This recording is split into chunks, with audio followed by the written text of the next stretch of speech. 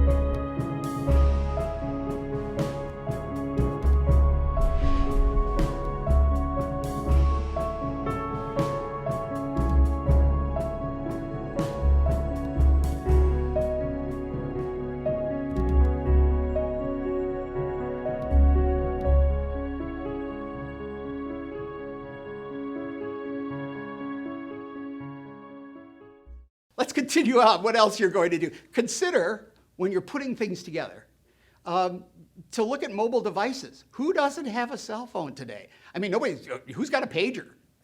I don't know anybody that's got a pager anymore. But I do know people that are using cell phones, whether they're still flip phones or they're in iPhone's latest issue. It doesn't matter. It doesn't matter. They're using something. So that means if I'm going to be looking on this, think about how many times you'll get on your iPhone and something will pop up that you didn't ask for. What's that about? Technology is getting very smart today. If I'm heading north, guess what happens? Boom, here comes the next gas station. Here comes the next place to eat. Here comes the next place that I can be entertained. All of that's there. Use mobile devices. Understand that one size fits all fits no one. You understand what I'm saying? You can't have one web page that just says, well, that's good enough. Good enough is never good enough.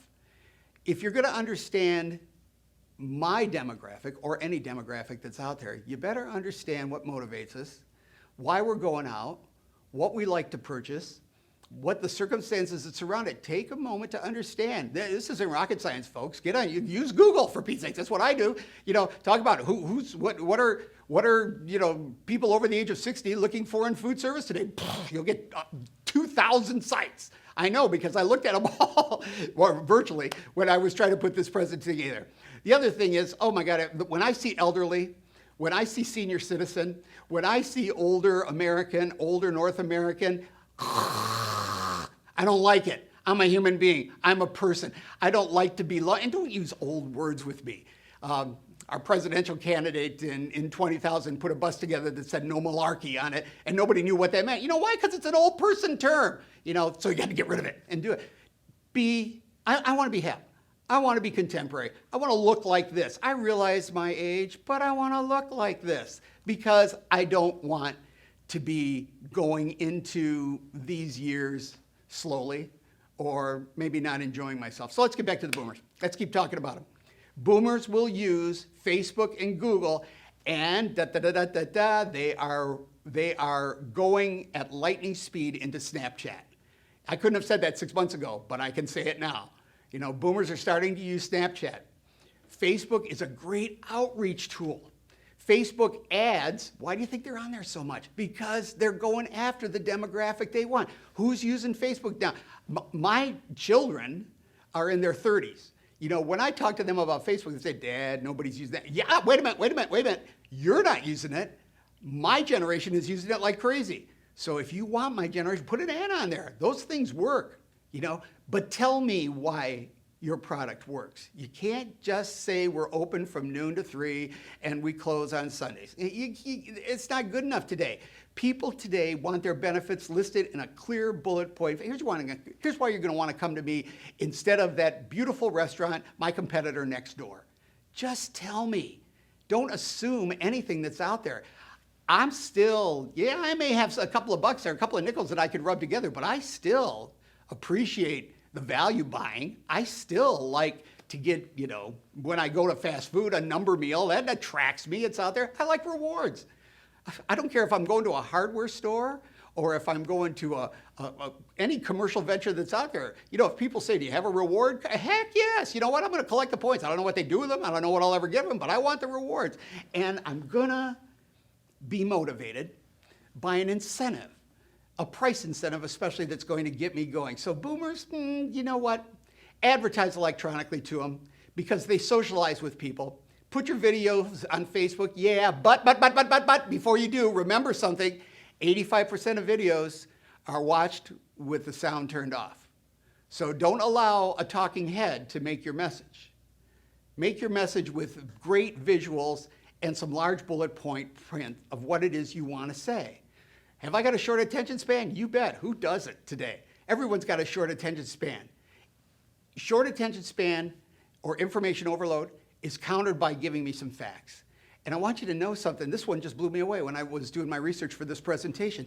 The number one selling ad that's appearing across media in the United States is not the 1-minute commercial. It's not the 2-minute. It's not the 5-minute micro commercial. It's the 15-second commercial is the number one thing that's out there. Why? I was watching, something on television the other day, and I counted 8 15-second video commercials happening in a row on the show I was watching. And you know what? It didn't bug me. I knew I was going to have to go through a bunch of commercials before the show came back on. But look at that, 15 seconds, 15 seconds, 15 seconds, 15 seconds. If you can't say it in 15 seconds, you probably can't say it at all. So let's summarize. I got to slow down. I'm getting excited about this because I'm talking about me. Okay, let's summarize. Whatever technology you're using, will you please adapt it to the baby boomer and what the baby boomer needs? Understand the number one source of information for me is Google. The number two source is Facebook. The number three source is what you see on the screen. Go right down the list of things that are here. Make sure you're using a format that's appropriate to what your audience checks. Change the video speed. Don't be afraid to gas it up a little bit if it's going, or slow it down. That's kind of interesting to me when I see things that are happening like this. Remember what I said, one size fits all, fits no one. So don't think you can just get away with putting a $100 or a $50 or a $1,000 website out there and say that's good enough. I'm going to be able to attract people. What was your budget 10 years ago for the Yellow Pages? What was your budget for, church ads? What was your budget for making flyers for the song? Whatever that budget was, you still got to spend it. You got to spend that money to attract people, but now spend it smart. Do the right thing. If you're going after a boomer, you better make that font a little bit bigger, because you know what? When I take these off, I can't even see the camera anymore. I got to put these back on. This is how I think. Bigger print, I like it. You know what else I like? Contrasted media. If you're going to put light words out, put dark words. Watch what I do in this presentation. Watch some of the slides that I put out, because I'm trying to keep it entertaining. I contrast things that are out there. Give me some buttons to hit to go somewhere. That's part of instructions. I kind of like that. These things are all very small priced options that are available to insert in media today, but you can do it. You can do it, and it will be fun. And think about the fact that we're all getting older. Okay, look at the faces. Just when you have a moment to rest, and I realize that's expecting a lot to say, but when you have a moment to rest and you're watching TV or whatever it is, look who the spokespeople are that are out there. The age of the spokesperson, the age of the face that you see on TV is the demographic they are going after. I would much rather have a person who's been around the block a couple of times, like me, give me some advice. When somebody 20 years old gets up there and tries to tell me how to be hip, I'm not going to pay that much attention to it. Understand that boomers use links to get what it is that they want, blah, blah, blah. Your web people can help you with this. I'm just trying to make a point to you here. Don't throw the baby out with the bathwater. Live chat, I use it all the time. Do you? When I'm trying to get on, so if live chat works, use it. Put it in there, especially you people that have multiple unit operations that are spread out over a large geographic area.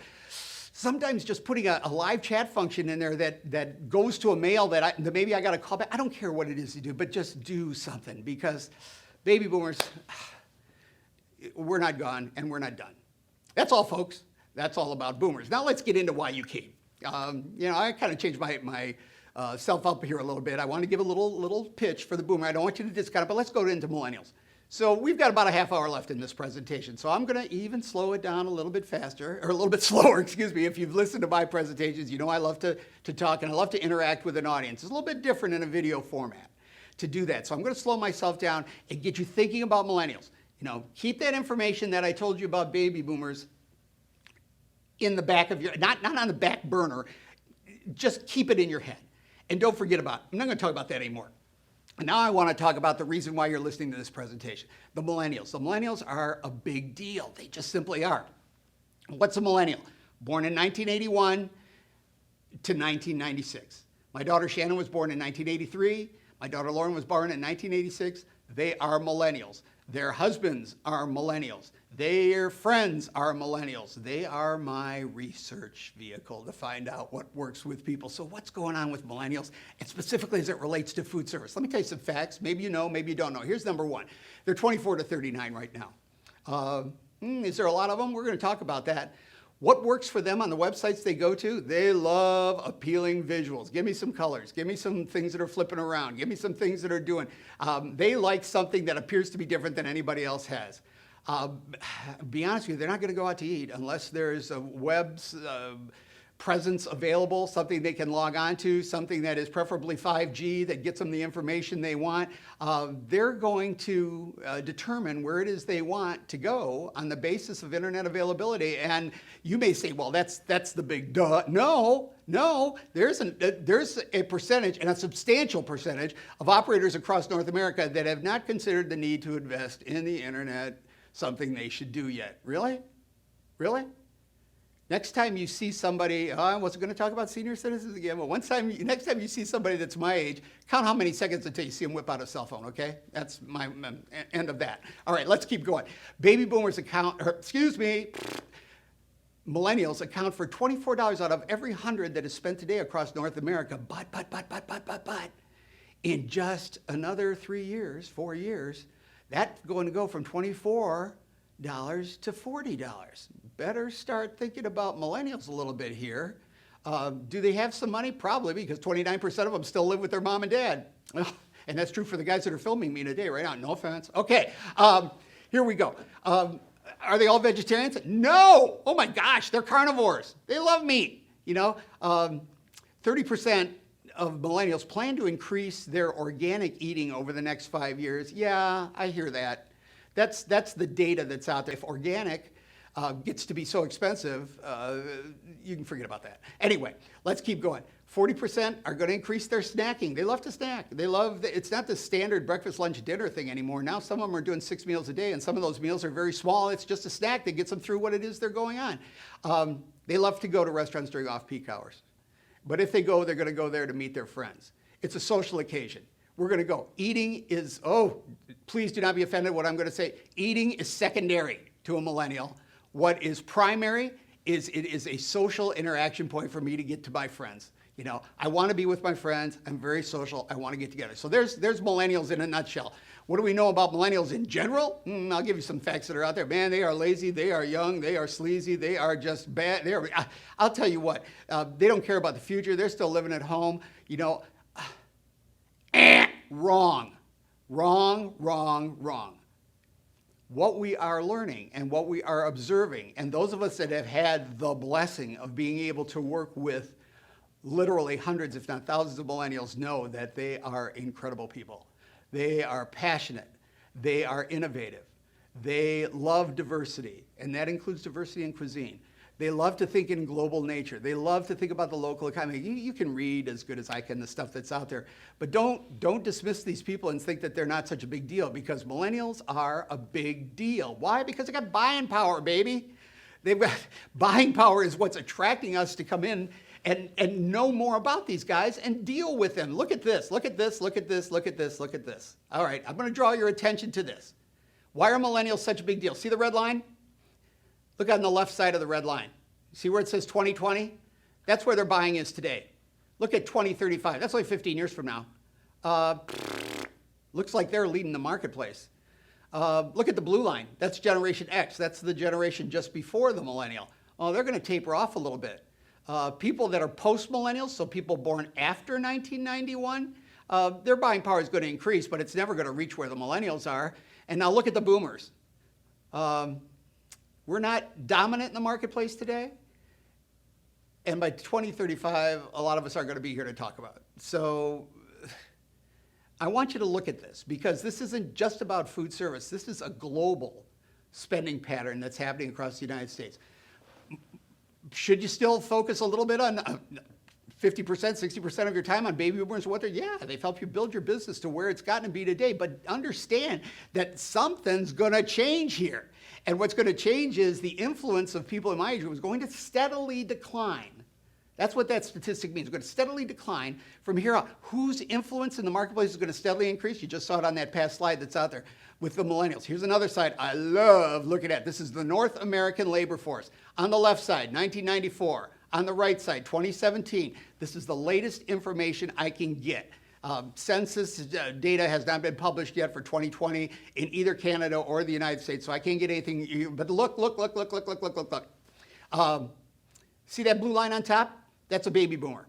Look in the left bottom corner, 1994. Oh, look at that. We are the dominant player in the marketplace today in terms of being a labor force for you. What's going to happen by 2017? Hey, we're retiring. We're getting out of here. What's going on? Now look at the gold line dead center, the bright gold line that's there. 1994, who cares about millennials? They were just coming around. They were 2, 3, 4 years old, maybe 10 years old that were going on.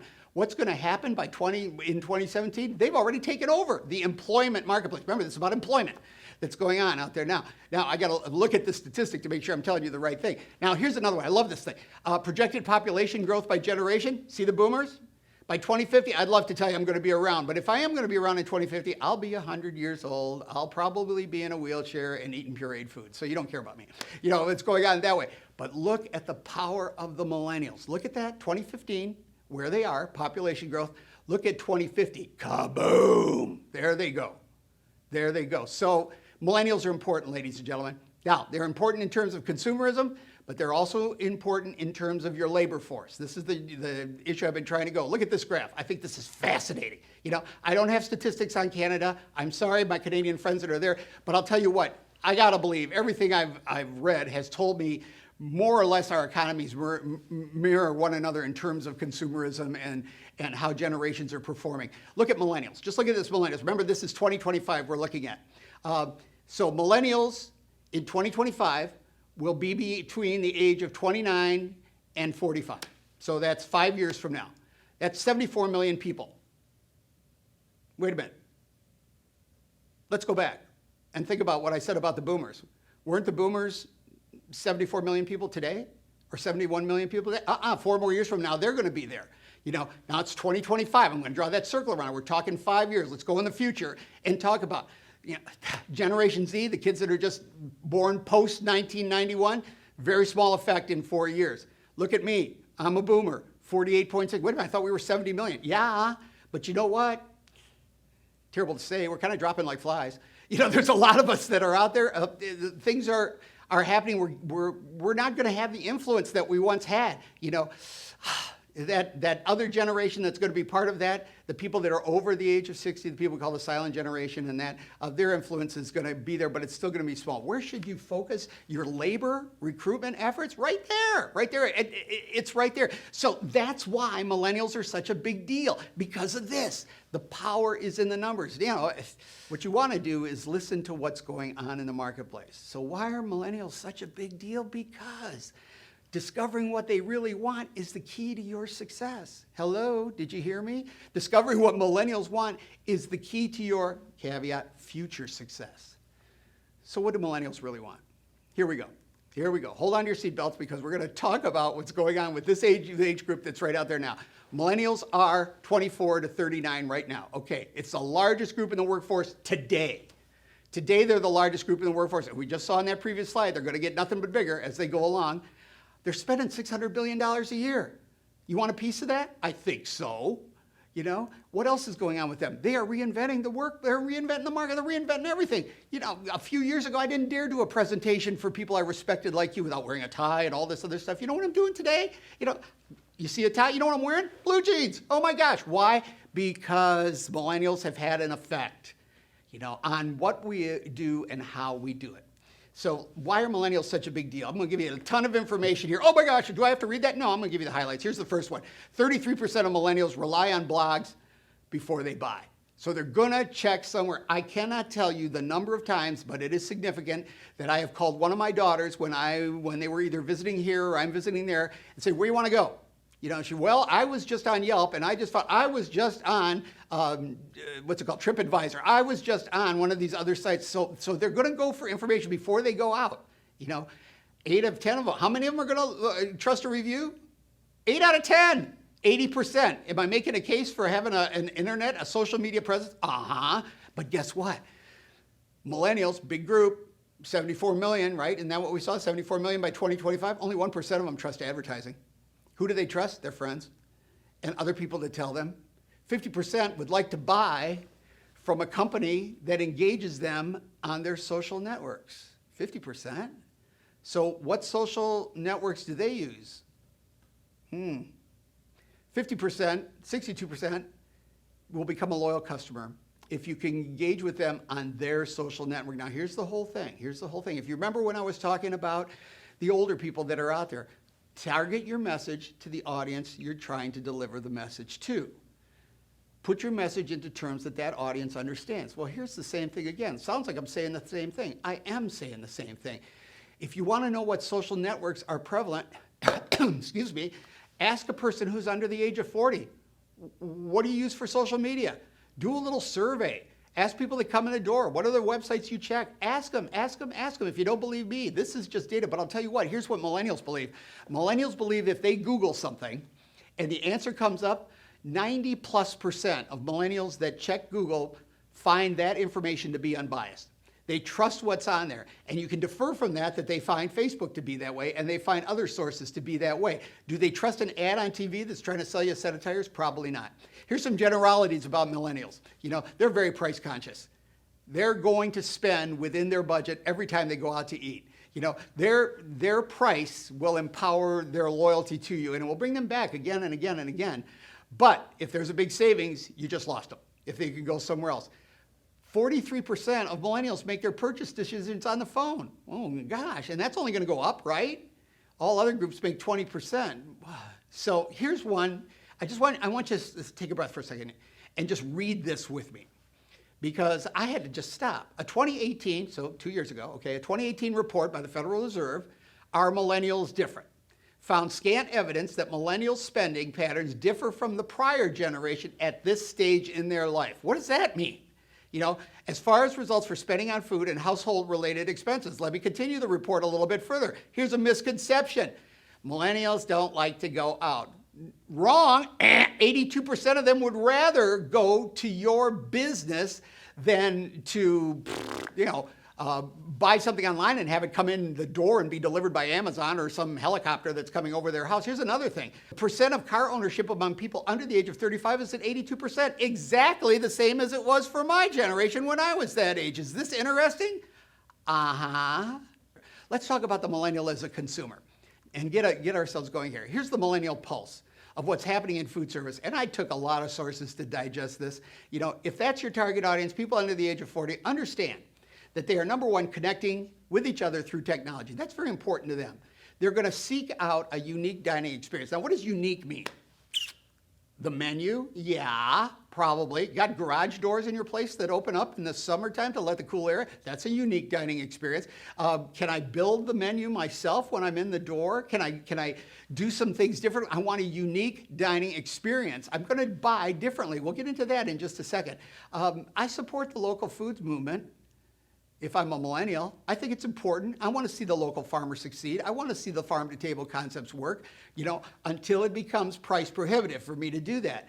Communal dining. If I'm going to go out as a millennial, I'm going to call my friends. I'm going to get together. Do they bring their children with them? Sometimes. Do they get to? But the point is, what's the point of going out to eat if it's just you and me?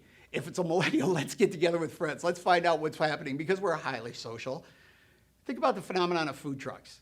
If I would have talked about food trucks 5 years ago, people would have said, what?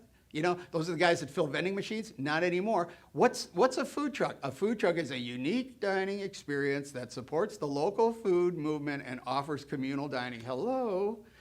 Sounds like we're weaving this together. Is it affordable? Sure. It's affordable to me. That's what I'm going to look for as a millennial. As a millennial, convenience is important. But what does convenience mean? Let's define convenience. Convenience isn't convenience to you. It's convenient to me. How do I find out information as a millennial about your business? How do I get food sent to me? Is it convenient? How do I pay for that food? Is it convenient? I went to an ice cream store in Charlotte, North Carolina. Is that Charlotte, North Carolina? Yeah. And I went to buy two ice cream cones, one for my wife and one for me. Well, they have a little credit card processing thing that was sitting right in front, made by Toast. Stick your card in, you just paid for everything. They don't even want any cash extended hands. That's an ice cream parlor. Holy mackerel, what's going on? I want to be able to customize my menu, one from column A, one from column B, one from column C. The old idea of you get a small salad and you get a vegetable and you get an entree and you put that together with a drink and here's your, you know what? I might take one from column A, one from column B, one from column C. I'm going to customize it. I'm going to put it together and move forward. And as a matter of fact, if you're going to give me that salad, will you leave the onions off it, please? And if you're going to give me that house dressing that you have, can you please tell me what the flavors are and maybe give me some samplers of the dressings that I have so I can try some new things that are out there that are going on? Do I like healthy foods? Do I like eating organic? Sure, until I have to pay more for it, You got a brewery in your town? You got a local brewery in your town? If you've got a local brewery in your town, I suggest you visit it and you look at how they serve the brews they go. Guess what? I can get a flight of brews, can't I? I can get a little tray that comes in front of me that has 10 little 2-ounce glasses in it. Each one has a different type of brew that's out there. What's that about? Small batch alcohol. When I'm get done, I've just drank 16 ounces of beer, but that doesn't matter. What matters is I've had the opportunity to sample. It's customization. It's doing something different. Now, What do millennials value in terms of delivery? Promptness. Promptness. Yeah, I get Uber to deliver. I get Lyft to deliver the food that's there. When do they get there? Whenever they want to. No, no, no, no, no, no, no. If you want to offer me delivery, you better be able to tell me, like the pizza places do, that it's going to be there in a half hour, that it's going to be there and it's going to be hot and it's going to be ready to go, and have your money. Can I pay in advance? That's very convenient for me. Can I get it there as quickly as I need it? Absolutely. Think about that for a second. And the last thing that I think is such a big deal that's out there is authenticity and transparency. Now, when you hear Chef Nick from Gordon's talk about authenticity, he's going to talk about authenticity in cuisine, and that's true. That's true. You know, Latino food is defined, or Latin food is defined 19 different ways in our culture. You know, there's all different ways. Think about Asian. What's Asian today? Is Asian Szechuan? Is it Hunan? Is it Japanese? Is it Korean? Is it Thai? Is it Indian cuisine? Is it Filipino? It's all the above, and it's the fusion. That's authenticity in cuisine. It's not what I'm talking about here. Millennials, in terms of authenticity, want to know that you're authentic. What does that mean? Well, here's what it means. Do you support the causes that I believe in? Are you telling me the causes you support? Are you paying lip service to things that I think are important? You tell me where you're investing your resources, what you think is important. Are you helping the homeless through your donations? Don't put your light under a basket if you do it, because if you're supporting something I agree in as a millennial, I'm going to support your business. Be transparent. Be transparent. If now the economy has got it to such a point that you can't do that, think about it. I go to my car wash, for Pete's sakes. When I drive through my car wash, I buy a pass, $29 for an entire month for my car. Okay, but you know what? As I'm going through the car wash, it says every car, there's a sign right there. It hits me right in the face when I go through. Every car wash completed is donating significant gallons of fresh water to impoverished people in a third world country. Hey, you know what? I like it. I like having a clean car, but you know what? I like knowing that I'm helping somebody that's doing something good and not just taking the money to the bank. Think about it, think about it, think about it. And when I go out, have you ever gone out and had a service person deal with you who doesn't know anything about food? A millennial wants a foodie. A millennial wants their server to be a foodie. I want somebody that tells me about what this sauce is going to do and how this flavor and this combination of ingredients are going to do that kind of stuff. Be friendly and be knowledgeable. I went out to dinner with my wife last Saturday. I'm not going to tell you where, but the person came over to the table and they were waiting on us. I said, "Can you tell me about this?" And her answer to me was, "I don't have a clue. I just know it's popular." Okay, is it popular among vegetarians? Is it popular among people that are carnivores? Who's it popular by? And you're not, what does it taste like? She goes, "I don't know, I never had it." And I'm thinking in my mind, what are you doing working here? You see what I'm saying? I want somebody that's knowledgeable as a millennial. All of these things that you're looking on the screen right now, these are prime drivers. Now, let me put a disclaimer on here. I got to do that. Stop, boop, stop, not stop filming, stop and listen to what I'm going to say. Not everybody is the same. Are you different from somebody else in your family? Absolutely you are. Even if you're an identical twin, you're different. Well, no millennial is the same. These are generalities. These are generalities. This entire list that I put in front of you are the generalities. This is what we know about millennials in general, the things that motivate them in terms of food service. Good list to put up against what it is you do. Okay, back, commercials are done. So why are millennials such a big deal? Because they're powerful. They're powerful consumers in their own right. They are influential in the workplace. Look, I'm not wearing a tie. Look at my hair. It's a little bit longer. Look at me. I'm having fun doing my work. Fun, work. Those two were words that never went together before, but I am. I enjoy the people I work with. If I didn't enjoy the people I work with, I wouldn't be doing it. Businesses are realizing that the millennial is not only a significant consumer, it's your most important source and value to employees. Now start to connect the dots on these things and think about it for a second. Less than 1% of millennials trust media advertising. But 99% of them trust recommendations from their friends. So where are you going to go to find your employees? You're going to advertise on some website that shoots, resumes all over the world, or are you going to talk to your best employee and say, "You got a friend that's looking for work? You got a friend that would like to work here part-time, flexible time, do whatever it is?" I've noticed in my lifetime, good people hang out with good people. Slugs hang out with slugs. If you've got a slug that's working for you, don't ask them to refer any of their friends, okay? You got a good person that works for you? Start creating a network. That's what network means. Network means that I'm going to reach out to all the people I can possibly reach out for. Millennials' influence as consumers is only going to increase as time moves on. You have to say, if something's going to be different, this isn't, if this is what you think of the young people that are out there. I had an operator tell me one time, well, if I want employees, all I do is stand by the jail on Sunday morning when they let people out, and I ask people if they're walking out if they got a job. Really? That's what you want to say to people when they do that. And they thought they were making a joke and everything. This is what they think millennials are. Let me tell you what, you ignore millennials, you're doing it at your own risk. You're putting it at your own peril, because my influence, whether we get sick, whether we die, whether we just fade out of the marketplace, whatever, my generation is going the way of the Edsel.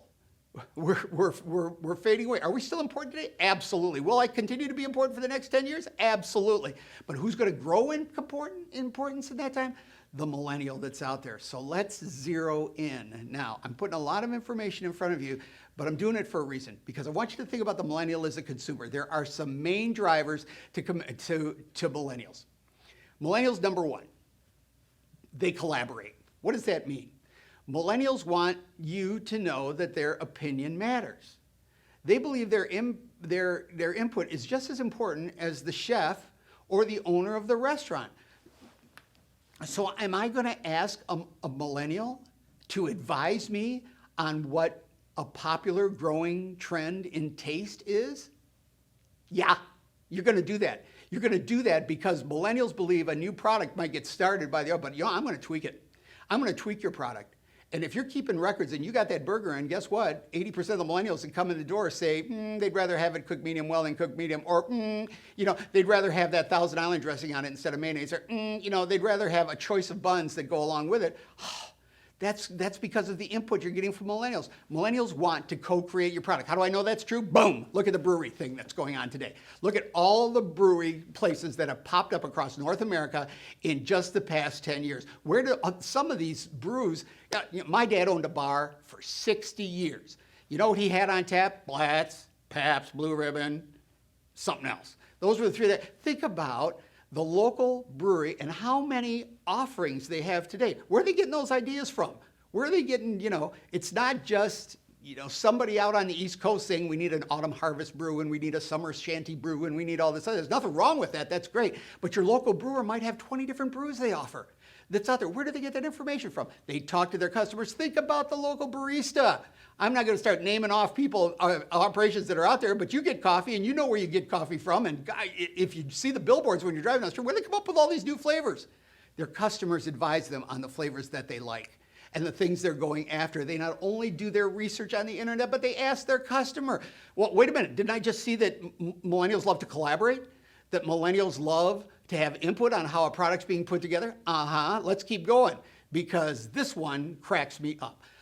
I still can count on one hand, and this is a terrible thing to say, I can still count on one hand the number of operations I see a year where the manager will come out, or the owner will come out, or a lead server will come out and put a small plate sampling in front of a table that's there and say, we're trying a new item here. What do you think?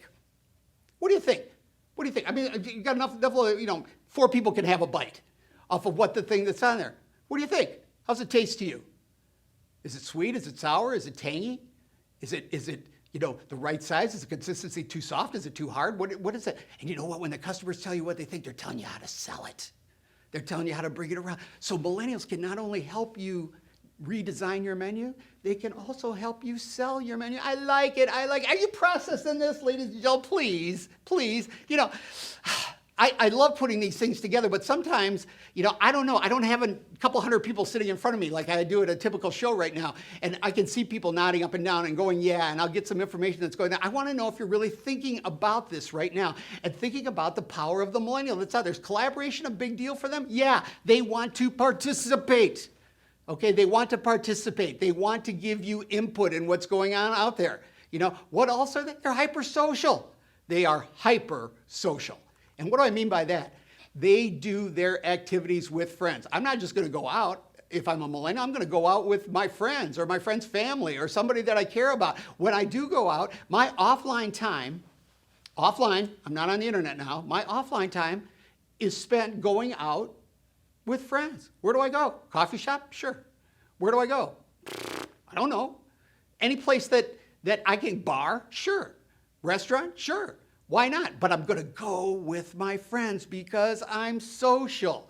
When I'm online, I'm still social. I may be working, but when I'm online, I'm being hypersocial because I'm sharing my experience. What do you mean? How do I share my experiences online? Hello, Yelp, TripAdvisor, Facebook. How many times have you gone on Facebook I did a presentation for a group last week, and I put on Facebook, because I'm that generation that uses Facebook, here's the location I was at. I was doing service training for a group of people. Immediately after I put that on Facebook, a little thing came up. Do you like this place? Do you approve of it? Did you eat there? Did you visit with friends? What was that all about? Gaining information from me about a place I was just at. Take advantage of that. Use it. Use that kind of functionality. It's getting cheaper to use all the time. I've got a son-in-law that lives in Boston that can tell you right now the location of where I am filming this presentation. And 3 hours from now, when I go home, he's going to be able to tell you that I was home. And it not only shows, where I am, but it also shows where I'm going. People are used to that. Millennials, they're crazy, noisy consumers. They don't like to do things in silence. They do reviews, they do tweets, they do interaction with friends, they update Wikipedia. They're posting YouTube videos about experiences they had. Oh my gosh. Number one, they love to collaborate. Number two, they are hypersocial. And here's the point. Stop. Are you looking at the screens? Hello? Are you paying attention? Stop. Look at the screen right now. Millennials are your message route to baby boomers. Really? Uh-huh. You know who tells me where to go out to eat? My kids. You know who tells me what's a good place to go? My kids. They influence me. They influence everybody. So they collaborate. They collaborate with their mom and dad. They collaborate with people that are in their family. They collaborate with their friends. They collaborate with businesses they go to. Are they hypersocial? You bet. They use the internet like crazy. But guess what? They also carry the message back to me. Wait a minute. Boomers are still important. Uh-huh. Millennials are growing in importance. Guess what? You're gonna access the boomer through the millennial. That just makes sense. How are you going to do it? Through technology. Millennials demand that technology just works. They grew up with it. There's an app for everything. If they don't find an app for everything, they'll create it themselves. Technology's got to be user-friendly. I'm not going to go to something where I have to push buttons and do all this other stuff. I just want to know how to put things together. Consider how Amazon works. Go order something on Amazon for $3 and just see how fast it is. Amazon does everything that we're supposed to do. The information's there. I can put in my order. I process credit. Even going to tell me when I'm going to get it. I went to order something that I needed for a barbecue thing. I'm going to have it home. It came back on. It says, you'll get this in October. I got back and said, I don't need it. If it's going to come in October, well, they had to get it from some foreign country. It just works that way. Millennials will find a way to work around a clunky website. Boomers won't. Boomers won't. But millennials are still very important. Use the technology that's available to you. Think about the technology you use today just to get to where you are right now. If you're at a show looking at this, that's great. If you're in your office looking at this with a salesperson, that's great. I don't care where you are, but you use technology all day long. It is the way of the world. Let's keep going. Millennials value experiences. I'm going to make this one big because I love this. This is from Forbes magazine. It's North America. It's not just USA. It's not just Canada. It's North America. Millennials view commerce and obligatory business not as, I got to read this, not as a burden, but as an opportunity due to the adventure that can be had along the way. Shopping, can I take shopping out and put eating in there? Yeah, shopping is an experiment in learning about a new lifestyle and something else that's out there. So they want to go out. They want to collaborate with their friends. They're going to do it online or face-to-face. They're going to do it in a way through technology, but they're going to value the experience as something they can learn a little bit more from all the time. When millennials go out, baby, it is a taste-sharing adventure. Are small plates still prevalent? Yeah, let's get 10 of different things that go out. Offer that as an alternative if that's what your customer wants. If you put small plates on your menu, nobody buys it, kick it off the menu. It's that kind of a thing. But now I'm going to revert back to something I just touched on a little bit about 5 minutes ago, and that's this food truck phenomenon. Think about this. Is this collaboration? Yeah. Is it hyper-social? Yeah. Is it something that uses technology? Yeah. Does it provide an experience that maybe I wouldn't have? I mean, there's a place in Orlando. I do a lot of talking in Orlando. There's a place down there where you pull up. It's called Food Truck Haven. There's about 20 food trucks in it every day when you go there. And you know what? I go to this truck to get what I want. My wife goes to this truck for that, but that's just for the entree. You want something that's for a dessert. I go to this truck. I go to that truck for that. I bring my kids along. They go over here. I wouldn't touch that food with a 10-foot pole, but they like it. It goes on and on and on. Think about what food trucks are doing. It doesn't mean you have to get a food truck. I'm not saying that. I'm just telling you, look at how people are motivated. And here's my last point. They're value driven. They are value driven. It's not just about the menu. Like I told you, when it talks about authenticity in cuisine is important. Yeah, I get it. But what we're talking about authenticity is, what do you believe in? What do you support? What are your causes? Because my beliefs, I'm a millennial. Well, no, you know what? I'm not a millennial, for Pete's sakes. I'm a baby boomer. But I'm going to tell you something. What I believe and the causes I support dictate the choices I make in life. Is that any different for anybody? Does anybody not have their choices dictated by their beliefs and what's going on there? Millennials, 50% will buy from companies that support a cause they believe in. Well, wait a minute, that's 74 million people, that's 33 million people, causes they believe in. So you can't just put a bowling trophy out there and say, I support the local bowling team. As a matter of fact, I haven't seen anybody do that in years, but I put there's still some people that are out there, and that's okay, to do that. But you got to be a little heavier into it. You got to talk to me. You got to put on your menu that $1 from every purchase goes here, and it's not just the government says that everything has to be sanitary. Okay, I get that. That's out here, but you know what? We contribute to this cause, which is helping the third world countries. I don't know. You decide what's better and going on, because twice as millennials are going to buy organic or local than all other food groups until organic or local becomes more expensive, because they are still going to be motivated by price. So can we summarize? We're in the home stretch. I realize I've bent your ear for almost an hour here, but let's go in the home stretch. I want you to summarize. I want you to think about something right now. Millennials want to matter. Who doesn't want to matter? Who wants to go through life and not matter? They want to matter. So they want to give you their input. They want to talk about it. They want their opinion to go online. There may be 35 million people that have responded to something out there, but it doesn't matter. If I write in my response, I mattered. That's out there. So ask me. I want to matter. Let me help. Let me help collaborate as a millennial in what it is you're doing. Number 2, millennials socialize. They love to do that. They get together with people. They get together online. They get together face to face. They get together with their family. They get together with their friends. They talk with one another. They talk with one another about things they like. They talk with one another about things they don't like. Millennials have influence. They will steer the people that talk to them in a direction. 1% believe advertising. 99% believe their friends. They socialize, control the message. Don't let the media control your message. You control your message that's going out there. Millennials' buying power is going to continue to grow. These days that we're living in are dangerous, ladies and gentlemen. I know that. I know the importance of this right now in the society we live in. It's all important. But these situations we're living in are temporary. They're not permanent. These situations we're living in are going to resolve themselves, and businesses will be different than what they are. Millennials trust their belief system. A few years ago, when I was talking about the difference between one generation versus another, I used to say that the millennial coming up was echoing the baby boomer. We called them echo boomers a few years ago. We don't use that term anymore. But we call them echo boomers because things that I believed in, like peace, millennials believe in that. Things that I believed in as a hippie was, hey, you know what, Greenpeace, the environment, social justice, ethnicity, diversity, things that I believed in and fought for as a young person doing the protests. That's exactly what the millennials are about today. They trust their belief system, so you need to tell them how you feel in order to get them. See this quote that's there?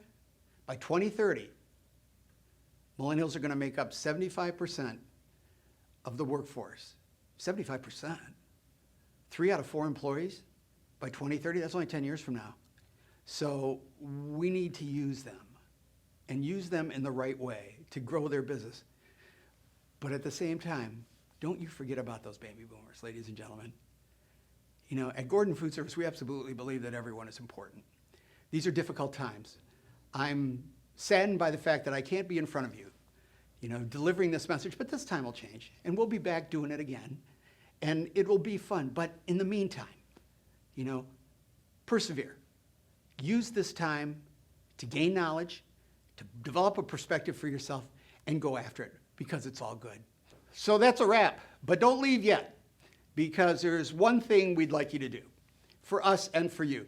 Please visit the Ask the Expert booth. You're going to want to do a couple of things there.